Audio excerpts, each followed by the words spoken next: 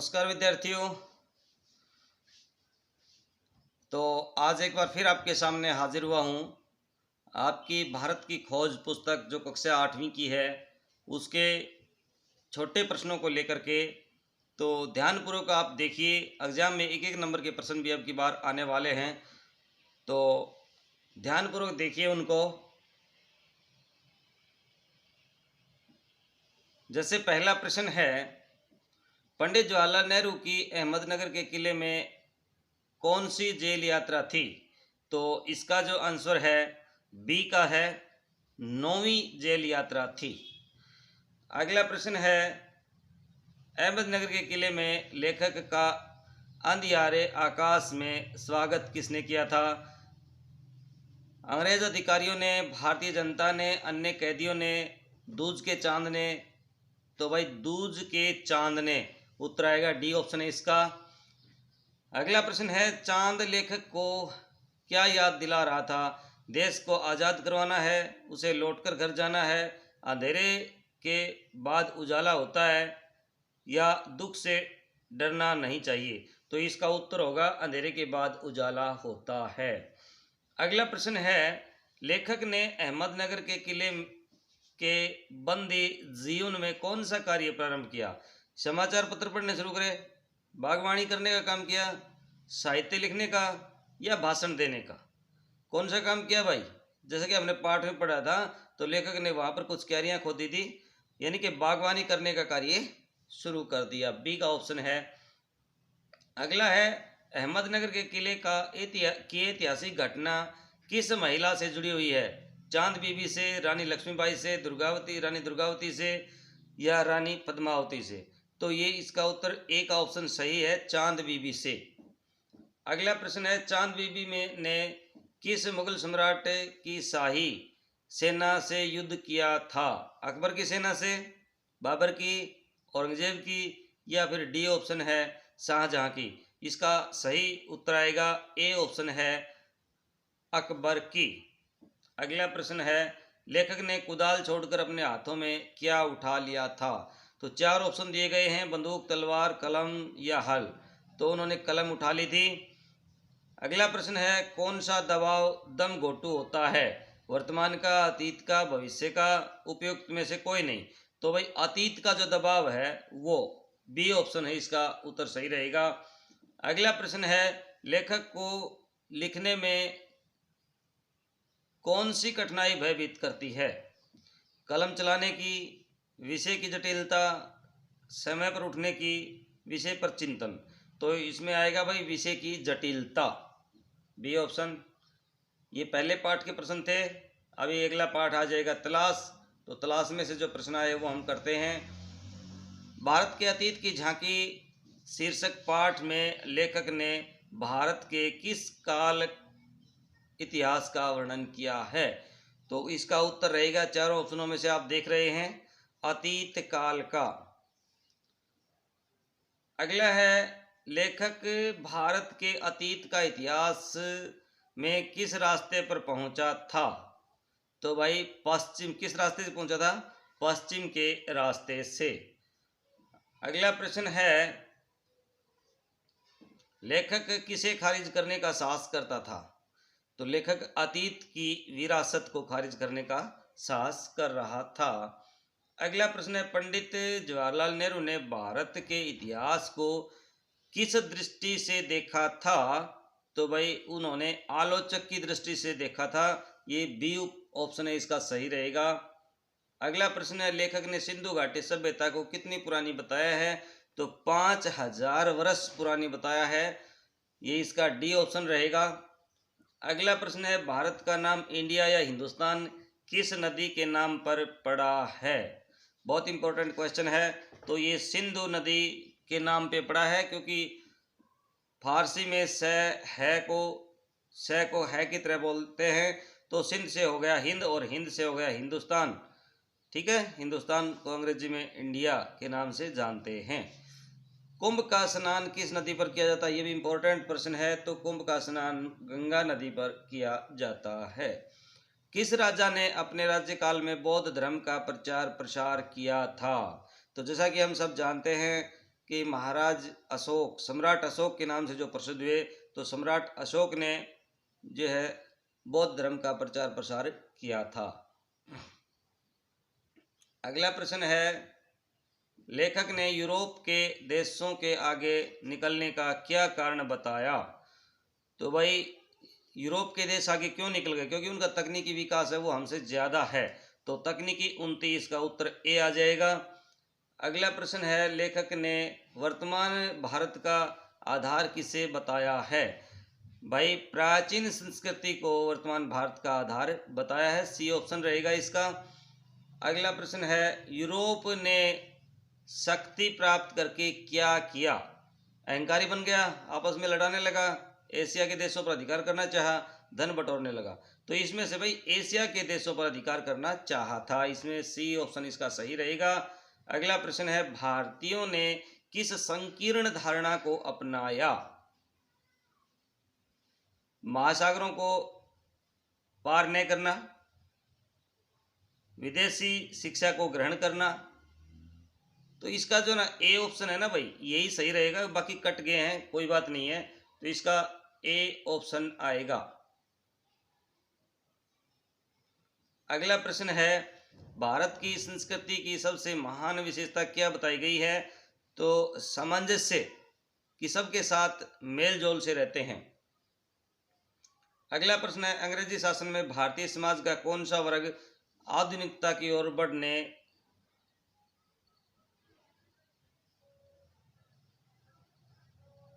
बढ़ना चाहता था? तो ये है ना भाई मध्य वर्ग आएगा इसमें, ऑप्शन बी का ठीक है इसका। अगला प्रश्न है, भारत के वास्तविक जीवन मूल्य नेहरू जी को कहाँ दिखाई दिए थे? तो गाँव में दिखाई दिए थे, इसका डी ऑप्शन ठीक रहेगा। अगला है, भारत का नाम किस राजा के नाम पर रखा गया था? भारत जो है राजा दुष्यंत के नाम पे, दुष्यंत के पुत्र भरत, भारत जो है ना भरत के बाद भारत पड़ा। नगरों के श्रोता कैसा भाषण सुनना चाहते थे? दमदार भाषण सुनना चाहते थे, सी ऑप्शन आएगा इसका। पंडित जवाहरलाल नेहरू ने किसे भारत माता कहा है? तो सारे गांव की जनता को उन्होंने भारत माता कहा है, जैसा कि हमने पाठ में पढ़ा था। अगला प्रश्न है, विभिन्न सभाओं में नेहरू जी का स्वागत लोग किस नारे से किया करते थे? तो भारत माता की जय हो के नारे से करते थे। अगला प्रश्न है, भारतीयों की किस विशेषता को सब बड़े से बड़ा दुर्भाग्य भी मिटाने का था? तो विनम्रता को बड़े से बड़ा दुर्भाग्य मिटाने का था। अभी करते हैं प्रश्न नंबर 3, सिंधु घाटी सभ्यता के प्रश्नों को। तो आइए, मैंने पूरी पुस्तक के 3 वीडियो बनाए हैं भाई, ये आपको अलग अलग 3 वीडियोज़ में पूरी पुस्तक के छोटे प्रश्न मिल जाएंगे, तो बस मेरे साथ आप बने रहिएगा। यदि आपको अच्छा लगता है भाई कमेंट बॉक्स में लिख करके ज़रूर बताया करें, आप बड़ी कंजूसी करते हैं। यदि आप चैनल पर नए हैं तो चैनल को सब्सक्राइब भी कर लें भाई। अभी हम लाइव क्लास भी स्टार्ट करेंगे, आपका सारा व्याकरण है वो हम लाइव में कंप्लीट करवाएंगे। तो सिंधु घाटी सभ्यता के अवशेष किस प्रमुख नगर से मिले हैं? तो मोहनजोदड़ो से। भाई मैं चारों ऑप्शन में इसलिए नहीं बोल रहा हूँ क्योंकि वीडियो का जो टाइम लिमिट है वो ज़्यादा हो जाता है, इसलिए आपको दिखाई दे रहे हैं, मैं केवल आपको आंसर ही बता रहा हूँ। हड़प्पा देश के किस भाग में स्थित है? तो हड़प्पा देश के पश्चिमी पंजाब में स्थित है, सी ऑप्शन ठीक रहेगा इसका। अगला, सिंधु घाटी सभ्यता के अवशेष हरियाणा के किस जिले में मिले हैं? तो भाई हरियाणा में देखो ऑप्शन में इन्होंने भिवानी नहीं दिया है, अदरवाइज आप भिवानी भी इसका उत्तर दे सकते हैं, क्योंकि भिवानी के मिताथल में भी है ना हड़प्पा सिंधु घाटी सभ्यता के जो है ना वो अवशेष मिले हैं। तो अंबाला में मिले हैं, इसमें ऑप्शन में अंबाला है, तो डी ऑप्शन इसका सही रहेगा। सिंधु घाटी सभ्यता भारत की किस नदी तक फैली बताई हुई है? तो भाई गंगा नदी तक फैली हुई बताई गई है। सिंधु घाटी सभ्यता कैसी सभ्यता थी? ये एक धर्मनिरपेक्ष सभ्यता थी। अगला प्रश्न है, सिंधु घाटी सभ्यता का व्यापारी वर्ग कैसा था? तो भाई धनाढ्य था। व्यापार कौन करते हैं? धनाढ्य लोग ही करते हैं, तो वहाँ का जो वर्ग है धनाढ्य था। लेखक के अनुसार सिंधु घाटी सभ्यता लगभग कितनी पुरानी है? तो भाई लेखक मानता है 6-7 हजार वर्ष। अगला प्रश्न है, मोहनजोदड़ो तत्कालीन किस फैशन की जानकारी देता है? पोशाकों की। तो भारत की पोशाकें मोहनजोदड़ो की पोशाकों से मिलती जुलती हैं। सिंधु घाटी सभ्यता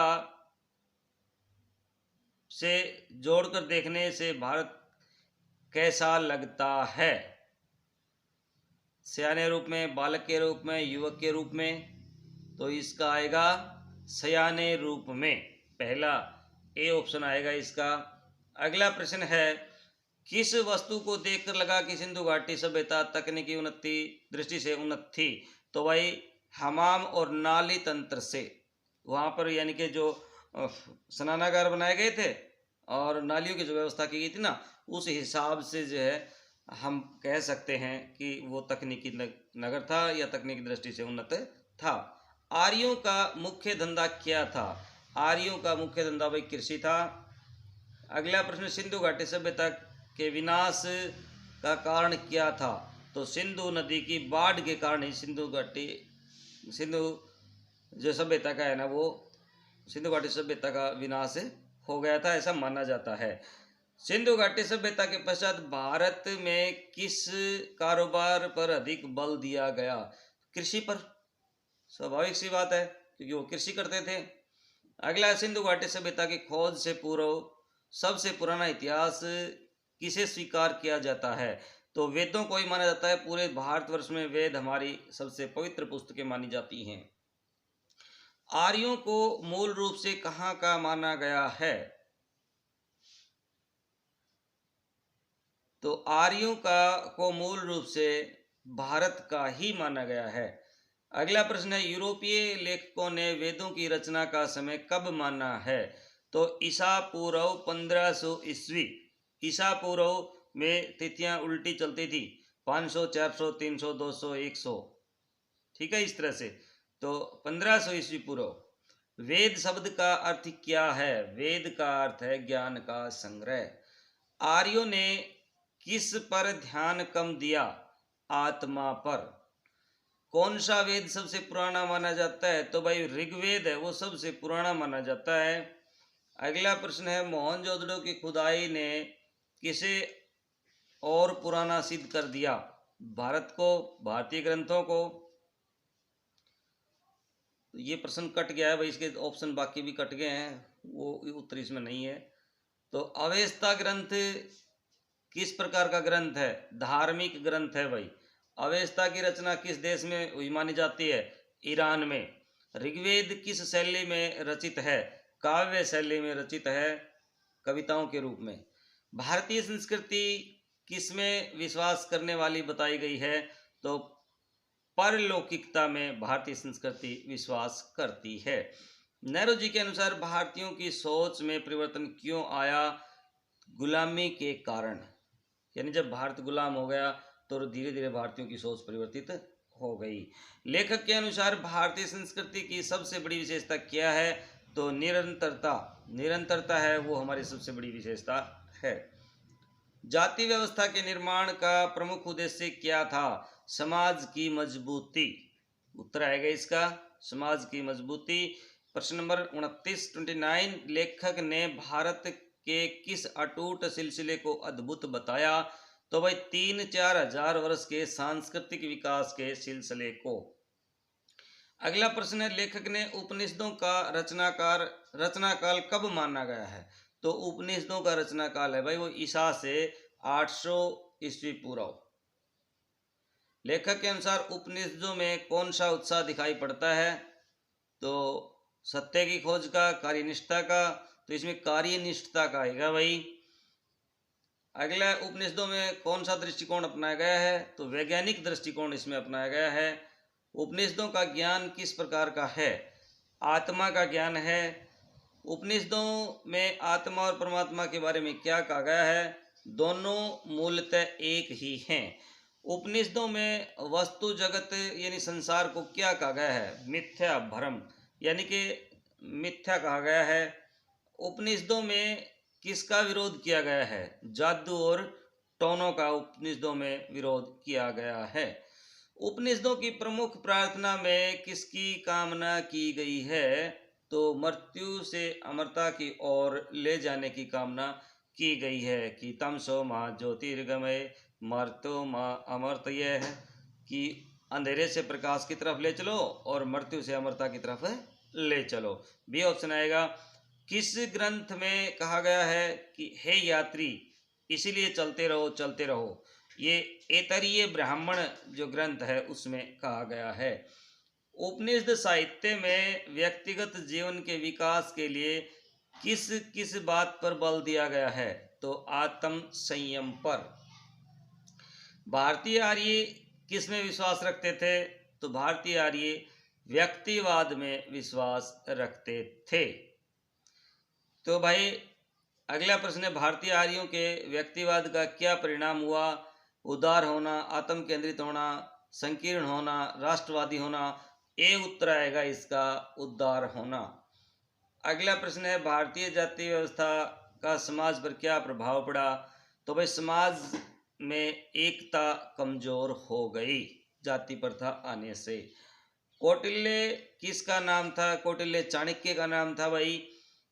अगला प्रश्न है, कौटिल्य की प्रमुख रचना कौन सी है? अर्थशास्त्र। अर्थशास्त्र दुनिया भर में प्रसिद्ध है कौटिल्य का। बहुत इंपॉर्टेंट क्वेश्चन है, आगे तक आता है एग्जाम, HSC के एग्जामों तक भी प्रश्न पूछा जाता है। रामायण में किसके जीवन का उल्लेख हुआ है? तो श्री राम के जीवन का उल्लेख हुआ है। पुराण कथाओं में मुख्यतः कौन सा भाव व्यक्त हुआ है? तो वीरता का जो भाव है भाई वो व्यक्त हुआ है। प्राचीन इतिहास का प्रमुख ग्रंथ कौन सा है? तो भाई राजतरंगिणी जो है ना, कल्हण ने लिखी थी। राजतरंगिणी का जो है ना प्रमुख ग्रंथ माना गया है। भारत का प्राचीनतम नाम क्या है? भारत को पहले आर्यवर्त के नाम से जानते थे। भगवत गीता किस ग्रंथ का अंश है? महाभारत का अंश है। भगवत गीता में कुल कितने श्लोक हैं? याद करने योग्य बात है भाई, भगवत गीता में 700 श्लोक हैं। और भगवत गीता में कौन किसको ज्ञान देता है? तो श्री कृष्ण अर्जुन को ज्ञान देते हैं। 51 का जो प्रश्न है। अगला प्रश्न है, भगवत गीता में आत्मा को क्या बताया गया है? तो आत्मा को अजर और अमर बताया गया है, क्योंकि भगवान श्री कृष्ण जो है गीता का उपदेश देते हुए अर्जुन को कहते हैं कि वांसांसि जीर्णानि यथा वांसांसि जीर्णानि विहाय यथा नवानि गृह्णान्ति देहि, कि जिस प्रकार मनुष्य अपने पुराने वस्त्रों को उतार करके नए वस्त्र धारण कर लेता है, इसी प्रकार मनुष्य आत्मा भी पुराने शरीर को छोड़ करके नया शरीर धारण कर लेती है। न सोची तुम अहर्षि, इसीलिए तुम्हें विचार करने की जरूरत नहीं है। क्योंकि आगे और भी कहते हैं भगवत गीता में भगवान श्री कृष्ण के जाते से ही ध्रुव मृत्यु जन्म मर्तश्च, कि जिसने जन्म लिया है उसकी मृत्यु निश्चित है, और जो जिसकी मृत्यु हुई उसका जन्म भी निश्चित है। इसीलिए आत्मा को अजर और अमर कहा गया है। पाणिनि किस भाषा के विद्वान थे? संस्कृत भाषा के विद्वान थे। औषध विज्ञान के जनक किसे माना गया है? चरक को, व्यास को, सुश्रुत को, धन्वंतरी को। तो धन्वंतरी को माना गया है। बहुत इंपॉर्टेंट क्वेश्चन है। जैन धर्म के प्रवर्तक कौन थे भाई? पहला ही ए उत्तर है इसका, महावीर स्वामी जो है। अगला है बौद्ध धर्म के संस्थापक का नाम? तो बौद्ध धर्म के संस्थापक का नाम महात्मा बुद्ध। तो याद रखिएगा, जैन धर्म के संस्थापक महावीर स्वामी और बौद्ध धर्म के संस्थापक महात्मा बुद्ध। चंद्रगुप्त मौर्य कहाँ का रहने वाला था? तो भाई मगध का रहने वाला था चंद्रगुप्त मौर्य। सम्राट अशोक गद्दी पर कब बैठा था? तो याद रखने योग्य क्वेश्चन है, 273 ईस्वी पूर्व, 273 ईस्वी पूर्व। तो विद्यार्थियों, ये 3 पाठों के प्रश्न हमने पहले वीडियो में कर लिए हैं, तो आप निरंतरता बनाए रखिए। अगले वीडियो भी मैं बहुत जल्द आपके बीच डाल दूंगा। चाहे तो आप इन्हें प्रश्नों को अपनी नोटबुक में राइट डाउन करके रख सकते हैं, या बार बार वीडियो को देख करके आप अपना नॉलेज बढ़ा सकते हैं, अपने प्रश्नों को तैयार कर सकते हैं। तो मिलते हैं नेक्स्ट वीडियो में, तब तक के लिए जय हिंद, जय भारत, वंदे मातरम।